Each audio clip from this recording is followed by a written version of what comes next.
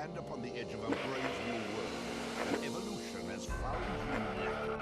I invite all mutants to congregate at the Mount. Together we will force the Homo sapiens to make way for their true masters, Homo superior. X-Men Legends is a top-down action role-playing game, was released on the Xbox, GameCube, and PlayStation 2 on September 21st, 2004. Was developed by Raven Software and published by Activision. To start us off with the problems that I had, the game can be a bit buggy at times. Most of the time it's okay, but I have run into problems where the AI teammates have stopped following me and I had to progress through the level alone. Also, you are able to set the AI to heal themselves in their character menu, however, it doesn't seem to work at all. Not once did the AI ever try to heal themselves, and I have tried them on multiple settings. Because of the healing issue with the AI, the game can be quite unfair at times. I ran into a problem at one point where you have to walk down a narrow walkway and hordes of enemies are coming at you. The fight was ridiculous and caused me to die quite a few times. If it wasn't for the narrow walkway, it wouldn't have been a problem. As I mentioned earlier, the AI teammates aren't the smartest, but the enemies aren't either. They pretty much just go for you. The AI isn't terrible, but it's definitely not perfect either.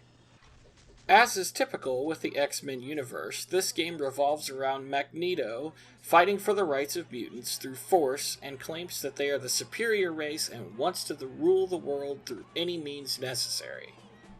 One of the really great things about this game is the amount of playable characters. In total, there are 15 with all of their specific strengths and abilities. You choose 4 at the start of the level and can change them up at any time that you run across a save point. On top of that, you can equip them with gear and upgrade their stats and skills every time they level up. If they die at any point, you can revive them at any save point you come across. If that wasn't enough, you have 13 iconic bad guys to fight, ranging from Toad, Blob, Mystique, and many more.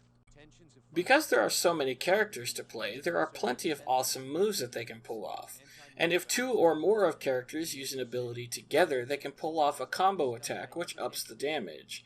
But the best is their ultimate abilities. Each character separates themselves nicely from the others, and they captured their character style nicely. The level design is well done. You will repeat some of the levels occasionally, but for the most part there is enough variety to keep you interested long enough to complete the game. There are around 16 levels and plenty of sub-areas to explore, and the game took me over 10 hours to complete on my first time playing. Boss fights were surprisingly great. Each boss had a specific way you had to beat them, and none of them felt too overpowered. The controls were tight and responsive. I really didn't have any problem controlling my character or pulling off any moves. The full voice dialogue was great. Every voice actor captured their character's attitude. The dialogue was never too serious or too humorous, and it had a nice middle ground that just felt right. The leveling system was actually nicely implemented. It fits well with the gameplay and lets you slowly increase the abilities that your character has and how strong they are. The characters that you don't play also gain XP while not in the level, so if you haven't played with a character all game and you decide that you want to, they won't be level 1 and they won't be totally useless. Despite the game having some pretty frustrating moments, the game is actually pretty fun. I'm not much of a Marvel or an X-Men fan, and I enjoyed the game, so if the X-Men interest you, then I'm sure you'll enjoy it as well. The game is selling for around $5, and if you think this might interest you, then I would say go for it.